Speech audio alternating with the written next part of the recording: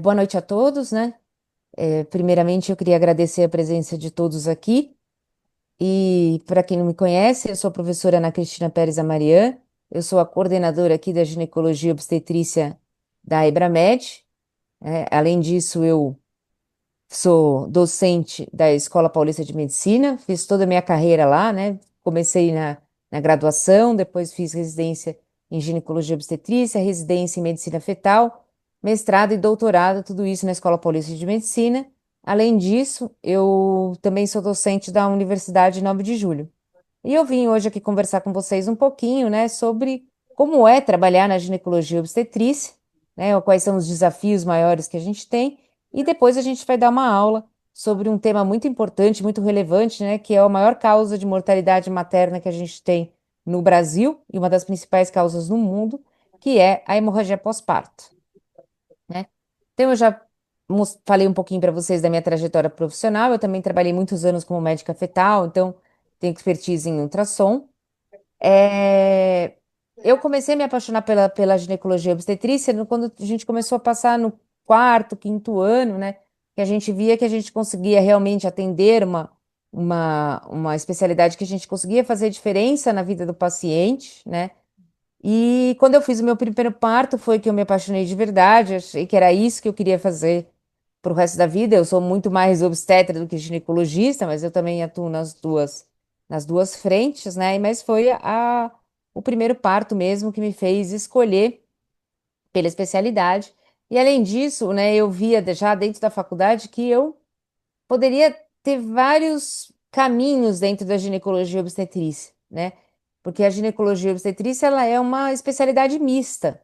Então, a gente consegue atuar tanto na cirurgia quanto na clínica, né? A gente pode atuar com ultrassom, a gente pode atuar com gestão, a gente pode atuar com ensino, né? Que é o que eu mais me dedico atualmente. Então, a ginecologia e obstetrícia, ela não é uma porta fechada, né? Na verdade, elas são várias portas. A gente pode fazer vários caminhos ao mesmo tempo, escolher um caminho só, não quero só operar, não quero só atuar como clínico, não quero atuar como imagem, né, que nem o que eu fazia antes, com imagem com ultrassom principalmente, né? E a gente vê que apesar dessa diversidade, né, a gente consegue impactar a vida da paciente, da mulher, né? E além disso, o ginecologista, ele acaba sendo a porta de entrada, né, dessa paciente no sistema de saúde, tanto no SUS, né, quando a gente, por exemplo, faz um pré-natal, é a hora que a gente consegue atingir essa mulher de vários aspectos, né? Então a gente consegue fazer uma prevenção, colo de útero, a gente consegue fazer muitas vezes vacinação, colocar em dia, a gente consegue conversar com ela, a gente consegue ver os aspectos dela como um todo, né? Então isso é muito importante para mim, eu conseguia ter acesso ao paciente como um todo. Isso também foi muito impactante para a escolha da especialidade. Mas nem sempre, né? A gente que é médico, a gente está acostumado a ter diversos desafios. E a ginecologia obstetrícia, ela também nos traz diversos desafios, né? Ela é uma rotina que tem alta intensidade emocional, principalmente para quem está dando plantão em obstetrícia, para quem atua em obstetrícia de maneira mais constante, né? A gente acaba atuando com dois pacientes, na verdade, né? E não só dois pacientes, a gente acaba atuando com a família toda, né? Porque um efeito adverso num parto acaba atingindo a família toda. Então a gente acaba tendo alta intensidade emocional, né? Então, para quem é ginecologista obstetra, a gente tem que ter uma inteligência emocional muito grande, né? E a obstetrícia, assim como outras partes da medicina, é uma área que muda rapidamente, né? Muda rapidamente e tem muita influência atualmente das redes sociais, ou antigamente era da mãe, da avó, né, que falava alguma coisa. Então sempre alguém tem para falar a sua experiência. Hoje em dia a rede social aumentou isso exponencialmente, então a gente precisa estar sempre atualizado, né?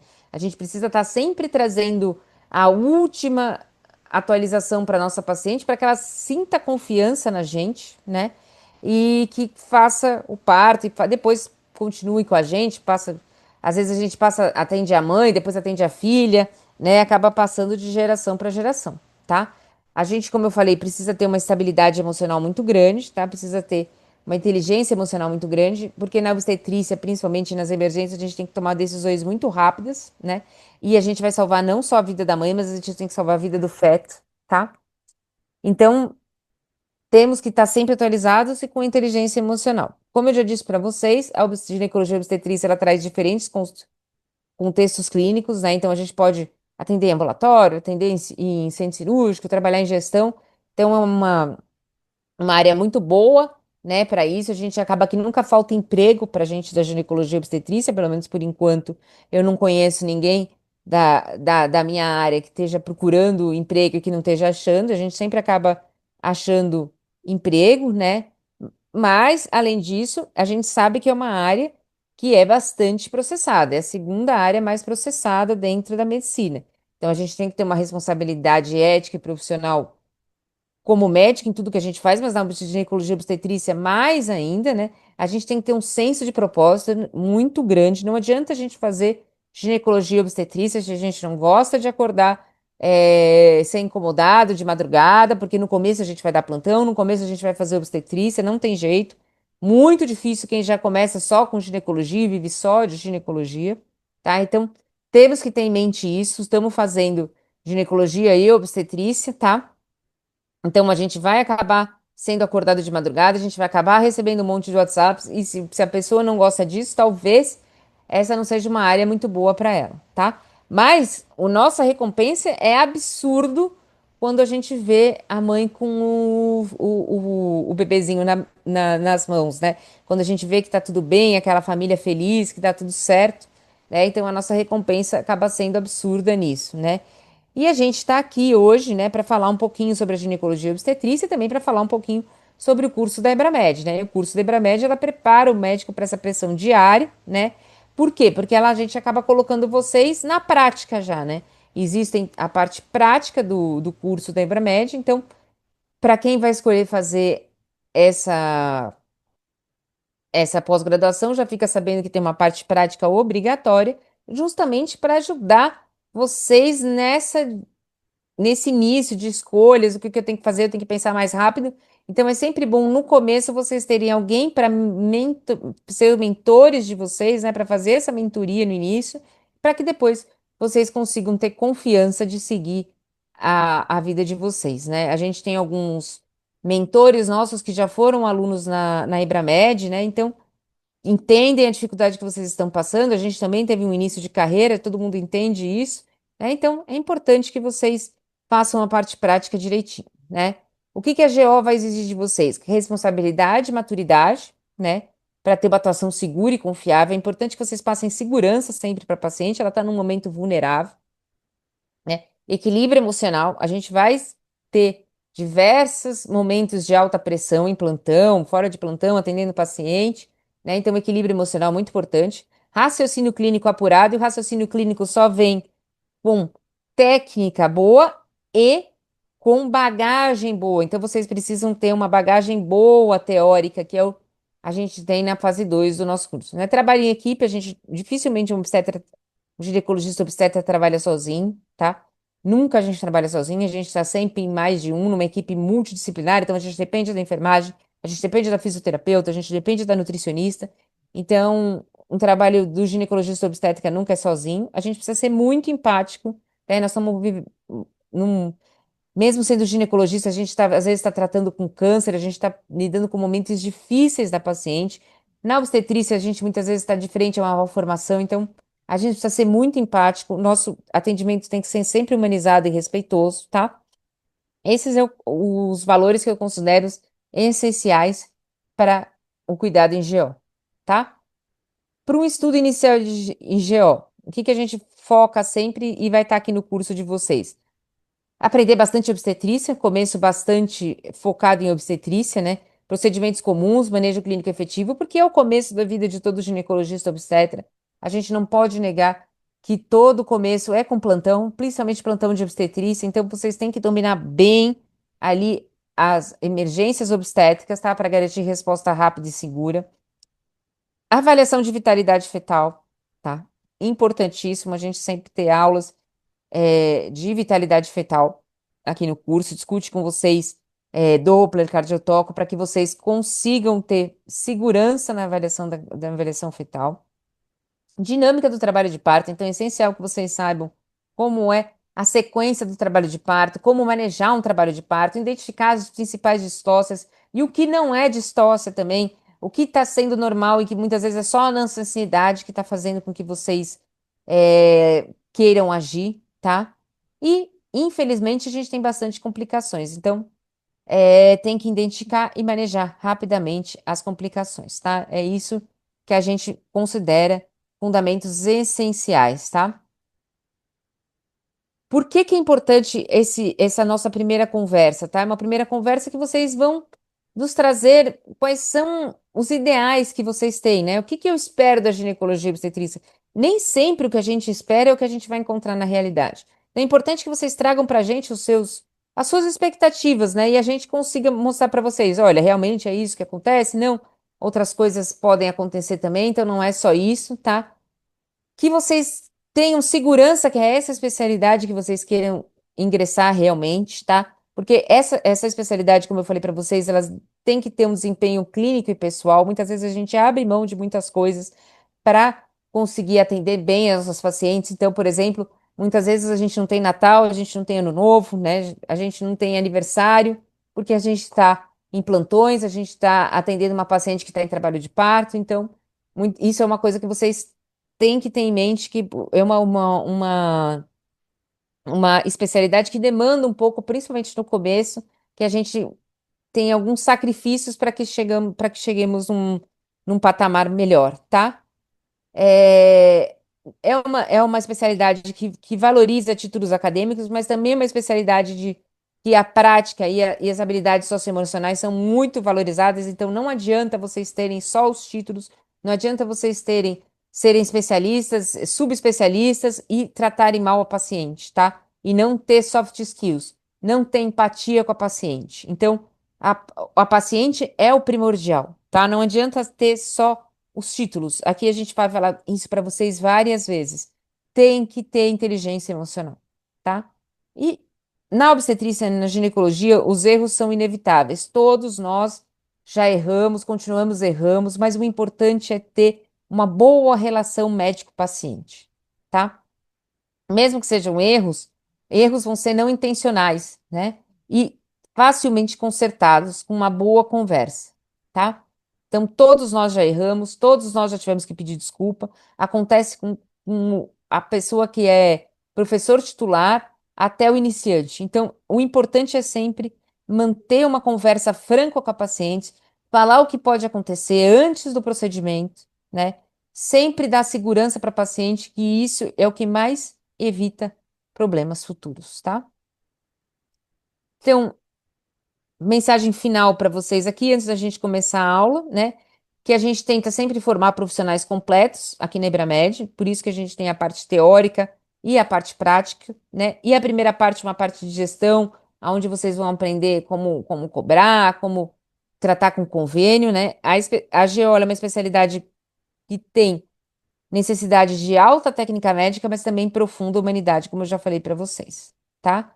A gente aqui tem uma rede de suporte essencial para a jornada, tanto durante a jornada de curso de vocês como pós, tá? E um desenvolvimento integral é a chave para uma carreira médica de sucesso atualmente, tá? Para quem quiser, a gente vai ter apoio e colaboração, né? Eu deixo meu e-mail aqui para vocês, que é cordginecologia.ebramed@gmail.com. Quem quiser entrar em contato para tirar dúvidas, né, pode entrar em contato com esse e-mail, pode entrar em contato através da secretaria da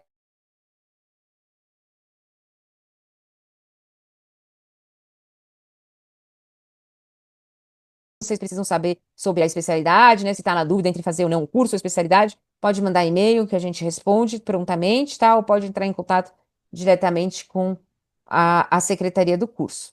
E agora eu vou passar para vocês, então, sobre o nosso tema essencial, né? Que nós viemos falar aqui hoje, que é a hemorragia pós-parto, tá? Então, a hemorragia pós-parto ela, como eu falei para vocês, né?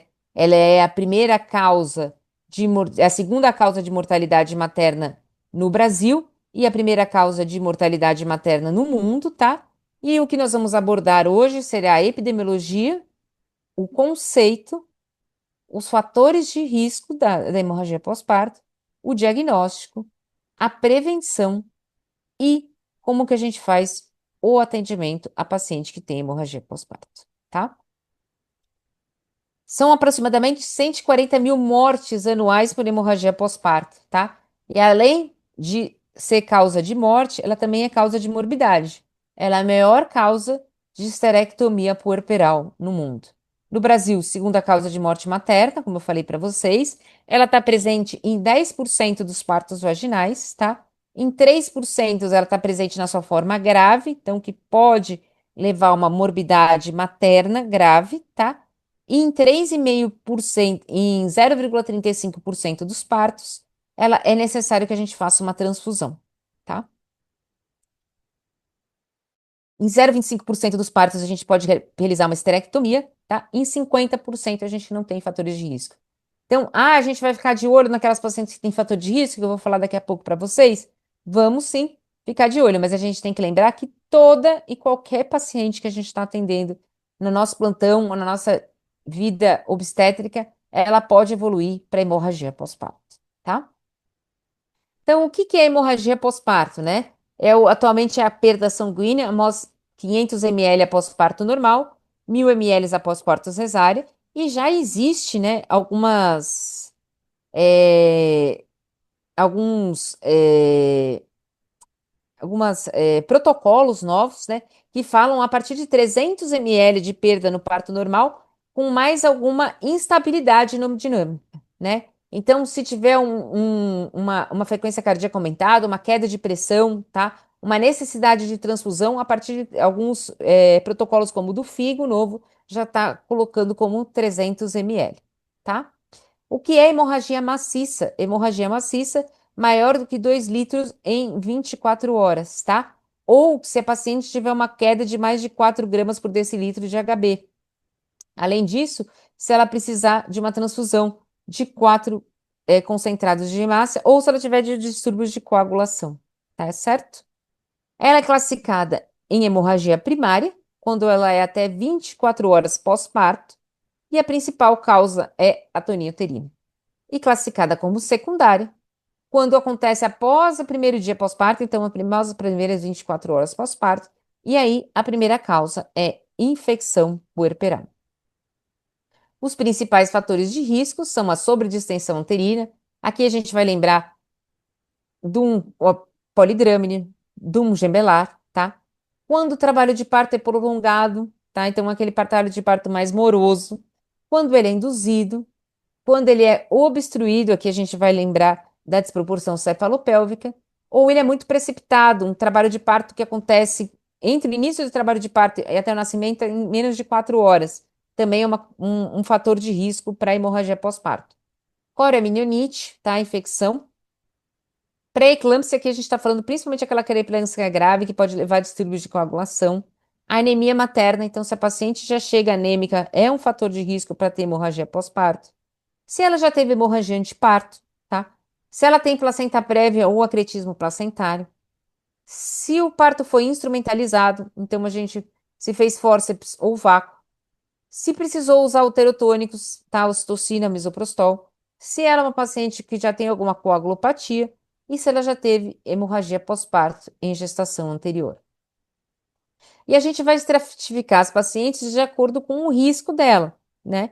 Então, ela é considerada baixo risco quando ela tem que ter todos esses fatores, tá? Não pode ser um só, tem que ser todos esses fatores. Ausência de cicatriz uterina, gravidez única, menos de 3 partos vaginais prévios, ausência de distúrbio de coagulação e sem história de hemorragia pós-parto em gestação anterior. O que que eu vou fazer no baixo risco? Então, eu vou fazer o manejo ativo do terceiro estágio, que eu vou falar daqui a pouquinho para vocês, uma observação rigorosa por 1 ou 2 horas, e estimular a presença do acompanhante para ajudar a detectar sinais de alerta. Quem viveu já um centro obstétrico sabe como ele pode ser caótico, né? Muitas vezes a gente está com 2, 3, 4, 5, 6 pacientes ao mesmo tempo. E a gente acaba negligenciando um pouco aquela paciente que já nasceu, né? A gente acaba mais preocupado com as pacientes que ainda estão com o bebê ainda dentro da barriga. Então, a presença de um acompanhante vai nos ajudar ali, porque se essa paciente estiver sangrando muito, ele vai conseguir chamar a atenção da equipe médica, da equipe de enfermagem, né? E a gente vai conseguir atuar mais rapidamente. O médio risco, então, é se ela já tem alguma cirurgia uterina prévia, se ela tem uma pré-eclâmpsia leve ou uma hipertensão gestacional leve, se ela já teve alguma de superextensão uterina, se ela tem mais ou igual a 4 partos vaginais, tá? A presença de coramilionite, a história prévia de atonia uterina, uma obesidade, aqui nós estamos falando do IMC acima de 35, tá? Ou se foi necessário indução do parto. Para isso, a gente vai fazer o manejo ativo do terceiro estágio, uma observação rigorosa por 1 ou 2 horas, vai estimular a presença ainda mais do acompanhante, tá? E nesse caso, a gente já vai pegar um acesso venoso periférico com Gelco 16, tá? Vai colher tipagem sanguínea e hemograma. Alto risco, né? Então, aquelas pacientes que a gente tem que ficar mais de olho ainda, ela é vermelho aqui pra gente, né? É uma pré-eclâmpsia grave, tá? Pré-eclâmpsia grave com distúrbios de coagulação. Um hematócrito menor que 30 com outros fatores de risco. Uma paciente plaquetopênica, tá? Plaquetopenia na ginecologia obstetrícia é menor do que 100 mil, tá? Se ela tá com sangramento ativo, admissão. Então, um DPP, uma placenta prévia, tá? Se ela tem alguma coagulopatia, se por algum motivo ela está usando o anticoagulante, se ela teve um DPP, uma placenta anômala, tá? Ou dois mais fatores de médio risco. Então, se ela tem dois fatores daquele de médio risco, ela já se transforma em paciente de alto risco.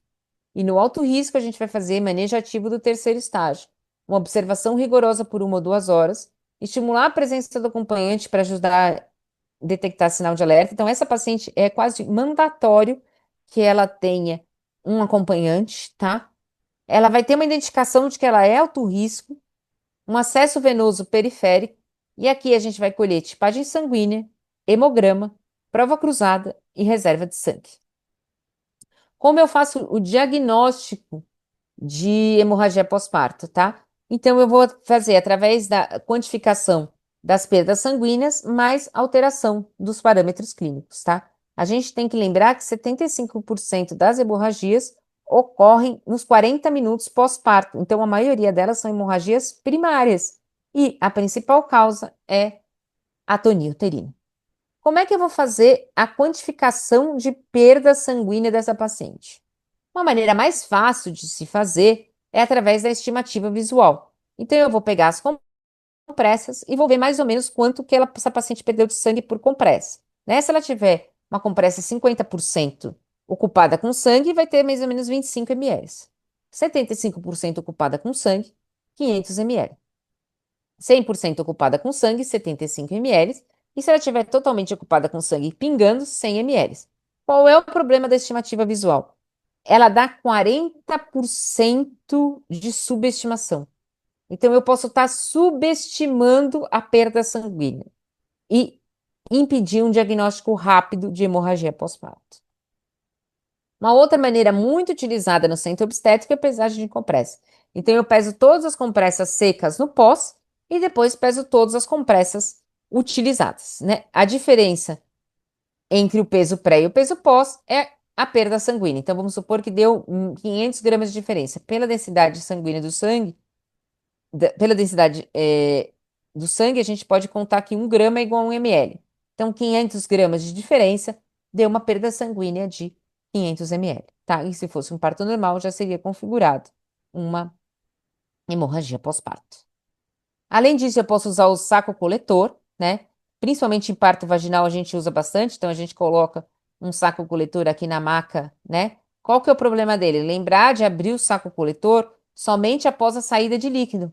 Porque se misturar o líquido amniótico com o sangue, eu não vou conseguir separar depois. E aí eu posso superestimar a perda sanguínea da paciente e muitas vezes fazer uma transfusão sanguínea ou utilizar medicamentos sem necessidade. Então, saco coletor, muito bom, tá? Para parto vaginal, para cesárea não tem tanta utilidade, tá? Mas lembrar de usar só após a saída do líquido amniótico para não ter esse problema que eu falei para vocês, tá?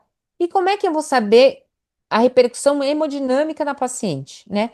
O que a gente usa muito é o índice de choque, né?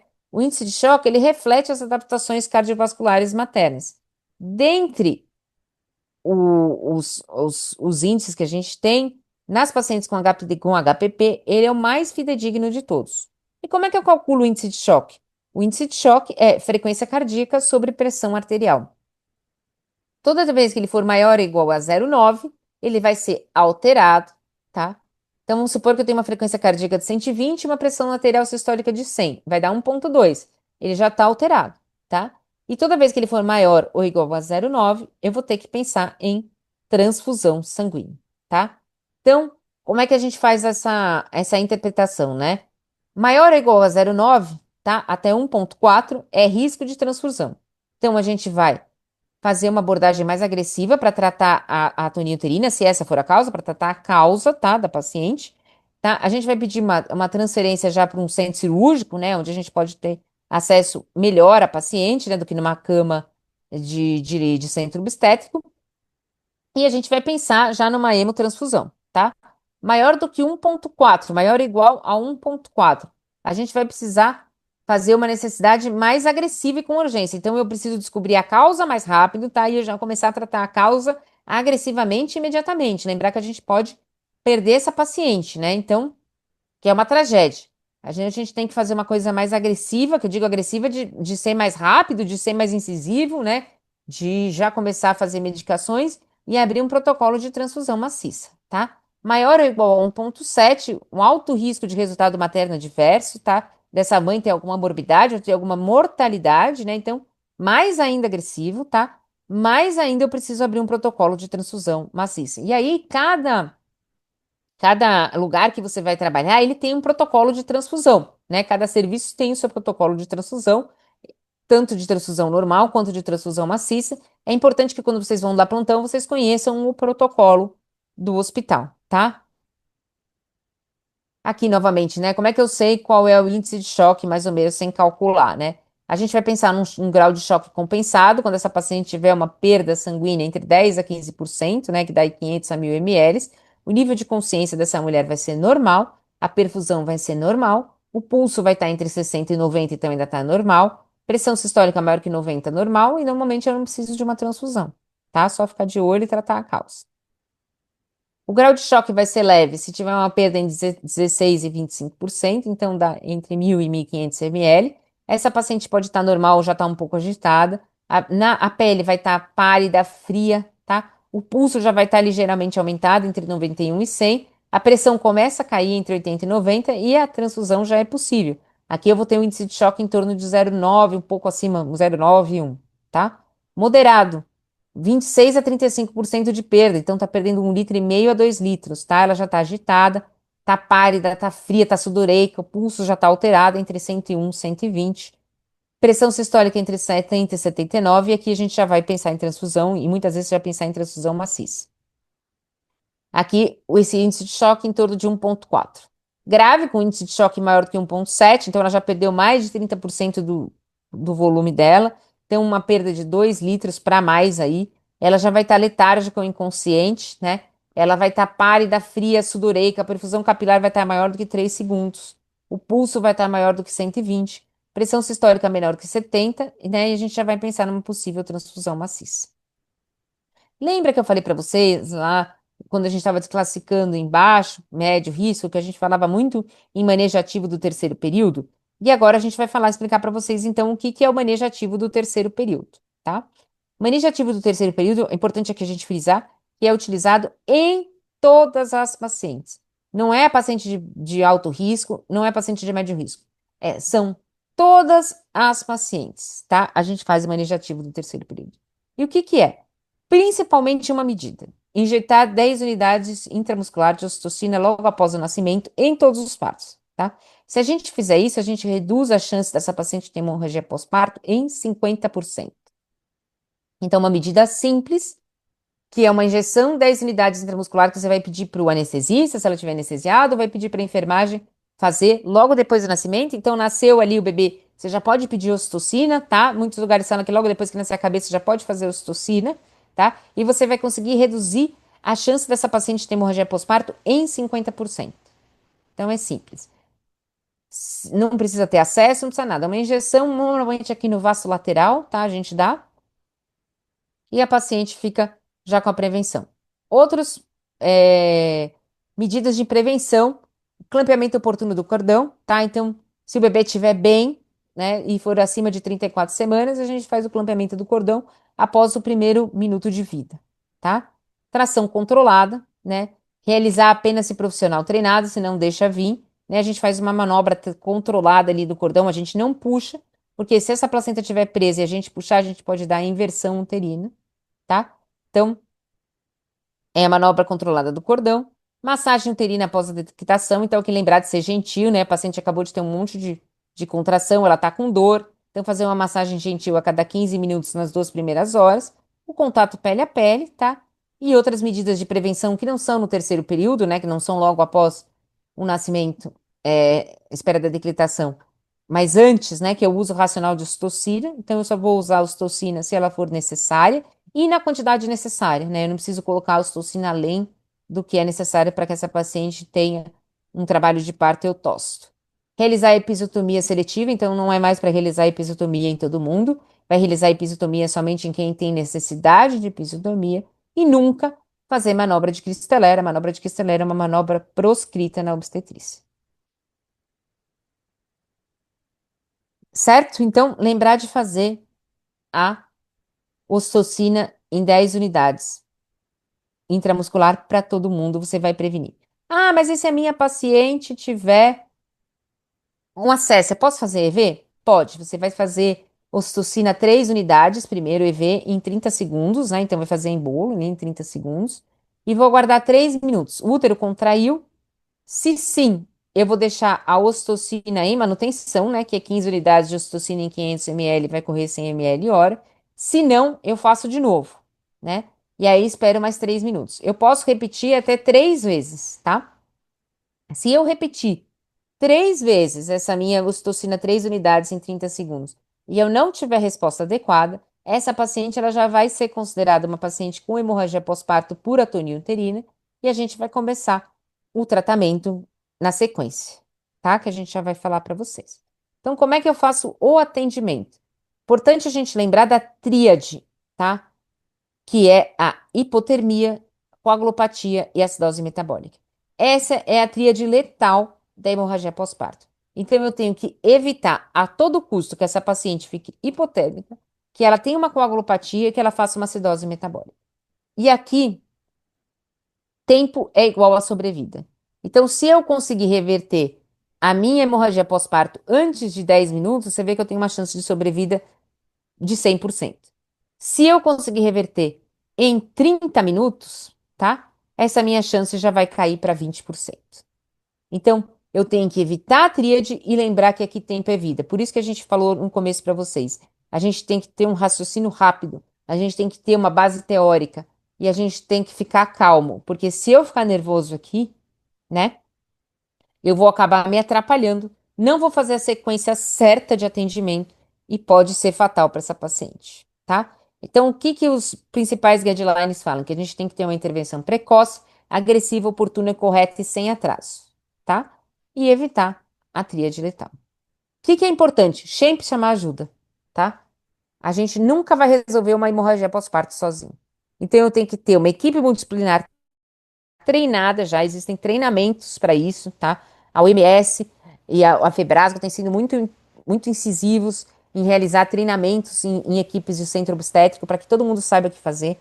A comunicação tem que ser clara, tanto entre as equipes quanto com a paciente e com os acompanhantes, tá? Primeira coisa que eu vou fazer é a manobra, a massagem uterina, né? Que pode ser feita através da manobra de Hamilton, na qual eu coloco uma mão atrás no abdômen, atrás do útero, e forço contra a minha mão que está dentro da vagina, tá? É uma manobra mais eficiente, essa manobra de Hamilton, mas que muitas vezes eu não consigo fazer em paciente que não está anestesiada, porque a barriga acaba ficando mais dura e a paciente sente dor. Então aí eu posso tentar outras 2 manobras, tá? Eu coloco uma pelo abdômen, uma mão na frente e outra atrás do útero e faço uma pressão uma contra a outra, tá? Que é a manobra de Chatam-Pitac, tá? Ou eu posso fazer só a manobra de Chatam-Pitac colocando a minha mão por cima do útero e tentando coladia a parede do útero ali contra a coluna da paciente. Eu preciso colocar, ou alguém da minha equipe, uma máscara facial, tá? Com oxigênio 1 ou 2 a 10 ml, tá? Tem que pegar dois acessos calibrosos, com gel 14 e 16 de preferência. Um deles vai em infusão de cristalóides aquecidos, tá? Lembrar da hipotermia, então eu não posso deixar essa paciente ficar hipotérmica. E no outro eu vou coletar exames laboratoriais em tubo seco, tá? Hemograma, coagulograma, prova cruzada, fibrinogênio, lactato e gasometria, tá? Como é que eu faço a minha infusão de cristalóide? Eu tenho que evitar a coagulopatia dilacional. Lembra da tríade letal? Então aqui é muito importante. Eu tenho que evitar a hipotermia, mas eu tenho que evitar a coagulopatia também. Então eu faço 500 ml e vejo a resposta do que essa paciente tem, tá? Posso fazer até no máximo 1.500 ml, de 1.500 a 2.000 ml, tá? Porque a incidência de coagulopatia vai ser maior quanto a administração de fluidos que eu administrar EV. Se eu administrar mais de 2.000 ml, eu tenho uma chance de coagulopatia de maior de 40%. Se eu administrar 3.000 ml, mais de 50%, e 4 litros, mais de 70%. Então, não vai adiantar eu ficar infringindo o cristalóide sempre dessa paciente. Eu infringi 1,5 litro a 2 litros. Eu não tive resposta, a gente vai para transfusão sanguínea, tá? Alguém tem que monitorizar os sinais vitais, tá? Passar uma sonda na paciente para a gente quantificar a diurese e ver a taxa de filtração glomerular. E aqui a gente vai começar o tratamento. Como eu falei para vocês, a causa mais comum é a atonia. Então a gente vai começar pelo tratamento da atonia. O tratamento da atonia a gente começa com a ocitocina, 5 unidades EV leito em bolos de 3 minutos, tá? Essas 5 unidades ela é diluída num soro de 500. A gente faz primeiro 5 unidades EV lentos em bolos e eu vou fazer já 20 unidades diluídos em 500 ml de soro fisiológico em 250 ml hora. Fiz tudo isso e tive resposta, deixa a manutenção por 4 horas. Não tive resposta, eu vou para o próximo passo, que é a metilergometrina. Eu posso fazer uma ampola 0,2 miligramas IM, tá? E eu posso repetir essa ampola 20 minutos depois. Tive resposta com a metilergometrina, eu vou deixar uma ampola a cada 4 horas, no máximo 3 doses, tá? Então, se eu já fiz 2 doses lá, a minha eu vou fazer mais uma de manutenção, tá? Não tive resposta, eu vou para o misoprostol, que o misoprostol a gente só tem via retal, tá? No Brasil, 800 microgramas. Lembrar que a metilorgometrina eu não posso utilizar naquelas pacientes que tiveram quadros hipertensivos. Então, pacientes hipertensas crônicas, pacientes com pré-eclâmpsia, eu não posso utilizar a metilorgometrina. E, durante o meu tratamento medicamentoso, e sendo atonia ou sendo qualquer outra causa, tá? Eu vou usar o ácido tranexâmico 1 grama EV lento entre 10 a 20 minutos, tá? De preferência, ele entrar junto com a ocitocina. Mas se não der, entra junto com a metilergometrina, entra junto com o misoprostol, mas tem que entrar com ácido tranexâmico, tá? A gente nunca trata uma HPP sem investigar a causa do sangramento. Então, a gente começou ali com a atonia uterina, que é a mais comum, né? Mas a gente tem que ver se esse útero está contraído. Se ele estiver contraído, nós vamos pensar em algum trauma, tá? Alguma laceração que eu não vi que está sangrando, tá? Não é trauma. O útero está com tônus, não tem nenhuma laceração, eu vou pensar em tecido. Então, algum resto placentário, tá? Não tem resto placentário, aí eu vou pensar em coagulopatia. Então, tratamento da atonia de novo. Ocitocina endovenosa, tá? 1 minuto é a início de ação dela, a meia-vida dela é de 3 a 12 minutos. Por isso que quando a gente faz prevenção, a gente dá preferência para intramuscular, porque a meia-vida dela é até 3 horas. Então, ele cobre aquela primeira hora que é o mais perigoso para atonia uterina. O ácido tranexâmico, a dose dele é 1 grama, eu faço de 10 a 20 minutos. Inicio até 3 horas de o diagnóstico do HPP, tá? Eu posso repetir se tiver persistência do sangramento 30 minutos após a primeira dose, tá? Ou reinício do sangramento até 24 horas a primeira dose. Derivados de ergon, o EV tem um início de ação entre 30 a 60 segundos e o IM, que é o que a gente mais usa, entre 2 a 5 minutos. A meia-vida é de 30 minutos a 3 horas e lembrar que é no máximo 5 ampolas. Misoprostol, a gente só tem via retal, no Brasil a gente não tem via oral, e ela tem um início de ação bem mais devagar do que via oral, de 15 a 20 minutos. Não deu certo com o medicamento, a gente vai para balões, tá? E o mais conhecido aqui são os balões de Bacre, que é esse balão aqui, né, que a gente infla dentro do útero. Ele pode ficar 24 horas dentro do útero. Lembrar que se a gente for utilizar o barão de Bach, a gente tem que utilizar antibióticos, cefazolina 1 grama EV de 8 em 8, tá? Pelo tempo que ele ficar lá dentro. Tem que manter o utero tônico, então manter a ocitocina, manter ali o que a gente está usando. Tem que encher com líquido morno, né, para não dar hipotermia. E a retirada dele vai sendo gradual. Então eu vou desinflando aos poucos e vou vendo a resposta da paciente. Se a paciente não tiver nenhuma instabilidade hemodinâmica, a gente vai desinflando mais e mais e mais até que ele desinfle totalmente. Existe um novo dispositivo, né, que é o JADA, né, que ele faz um pouquinho diferente do balão de Bach. Então, o balãozinho dele fica ali no colo do útero, né? Ele faz como se fosse um fechamento hermético e ele usa o vácuo para colabar a parede anterior contra a parede posterior do útero, né? Então ele faz um vácuo ali, acaba quitando angulações na parede, diminui o sangramento, né? Ele também pode ficar por 24 horas, tá?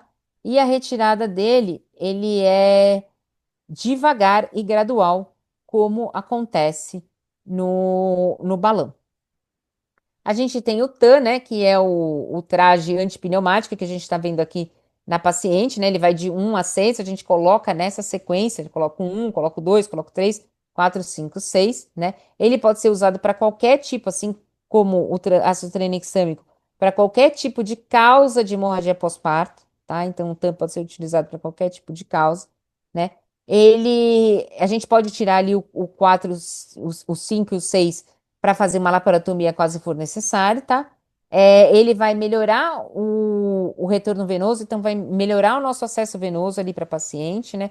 Vai melhorar a ressuscitação angulêmica, vai me dar tempo extra para eu fazer o diagnóstico, tá? Então, para quem tem disponível, é muito importante utilizar o TAM. Não deu certo com o Jada ou com o balão de Bach, né? A gente vai para suturas compressivas. A mais conhecida dela é o Belint, né? Que a gente faz como se fosse um suspensório ali no útero, né? Vocês estão vendo aqui na imagem, faz um suspensório no útero. É, Faz como se simulasse um efeito da compressão uterina. Ele tem um sucesso de 90%. Outros tipos de sutura hemostática, a gente pode ter a sutura hemostática por esses múltiplos quadrados, tá? Que é a técnica de Shaw, né? Elimina o espaço. Lembra que eu falei para vocês que o Jada colaba a parede anterior com a parede posterior? Aqui ele faz a mesma coisa, ele elimina os espaços dentro da cavidade uterina, unindo as paredes anteriores e posteriores, tá? Isso é muito utilizado para pacientes, por exemplo, e tinha uma placenta prévia ali e que ficou sangrando numa determinada região, então a gente faz a técnica de muitos quadrados aonde está sangrando para diminuir uma hemorragia focal ali, tá?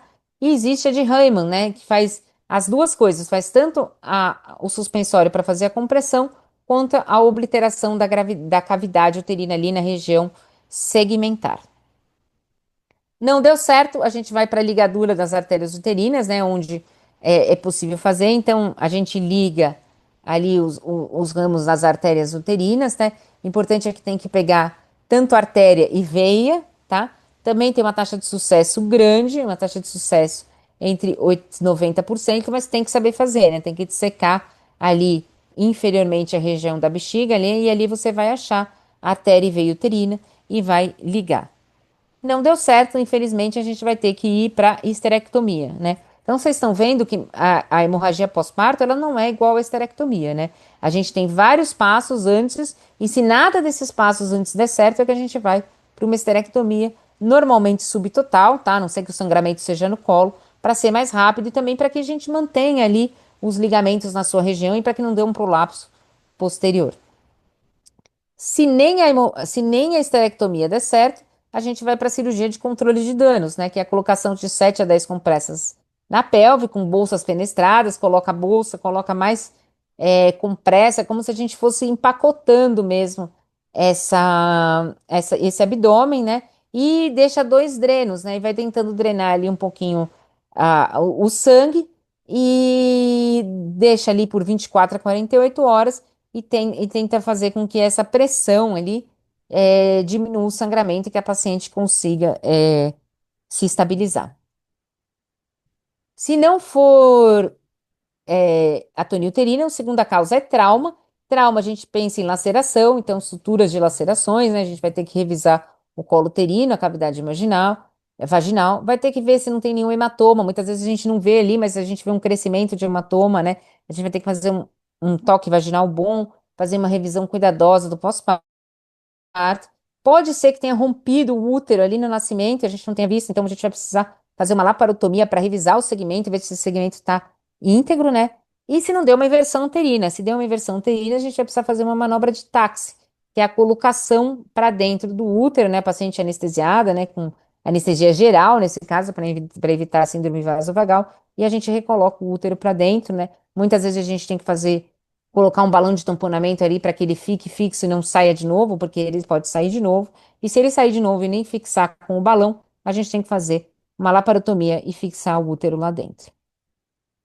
Se for tecido, né? Então, restos placentários, a gente tem que fazer a curetagem, né? Lembrar que se tiver um acretismo placentário, a gente não tenta remover, a gente faz uma esterectomia com placenta in situ, né? E se tiver uma extração prolongada, que é mais do que 30, 45 minutos sem o sangramento, sem a saída da placenta, a gente tenta fazer uma extração manual da placenta. Com um plano de crivagem, a gente faz a curetagem, né? Faz a curagem primeiro, depois a curetagem. Sem plano de crivagem, vai esterectomia com placenta in situ, tá? Por último, a trombofilia, né? Então, quando a gente faz o diagnóstico, uma história prévia de deficiências específicas, né? A paciente tem sangramento desde pequena, tem bastante sangramento gengival, vai tirar sangue e não para de sangrar. E além disso, quando a gente faz ali a primeira vez que a gente vai coletar sangue, a gente coleta um tubo seco que a gente prende na parede com fita crepe e deixa enquanto vai fazendo as outras medidas. Se depois de 5 minutos aquele sangue não coagulou, é um indício de que essa paciente tem distúrbio de coagulação, sim, né? E a gente tem que fazer transfusões específicas, né? Transfusão de concentrado de massa, de plaquetas, de crio, tá? Lembrar sempre que a gente pode fazer o TAN, né, para essa paciente e o ácido tranexâmico, tá? Cuidado com as cirurgias, né? E cuidado para essa paciente não ter o IVD intraoperatório, tá? Segmento dessa paciente. Então, essa paciente tem que ser seguida em ambiente controlado, dependendo da gravidade, tem que ser em UTI, tá? A reavaliação do estado de hemodinâmico e da hemorragia tem que ser frequente, principalmente nas primeiras 24 horas, tá? Se instabilizar ou voltar a sangrar, é muito provável que a gente vai precisar fazer um tratamento cirúrgico para essa paciente. A utilização de antibiótico profilaxia é essencial, tá? Prevenção de trombose, meia elástica, compressão pneumática intermitente, que é o TAN, tá? E paralisação profilática.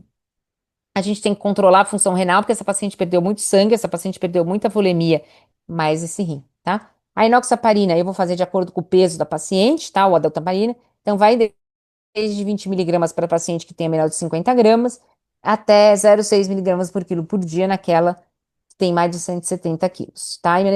A heparinização profilática de 12 a 24 horas pós-estabilização, sem necessidade de controles com exame. Para quem quiser mais informações sobre a hemorragia pós-parto, né? Existem aqui as recomendações assistenciais para prevenção e diagnósticos da OMS, né? Então, estratégia morte zero materna por hemorragia pós-parto. Tem aqui o QR Code, mas é só digitar hemorragia pós-parto, estratégia morte zero, que vocês vão ver diversas ações que a OMS junto com a Febrasgo tem feito, tá?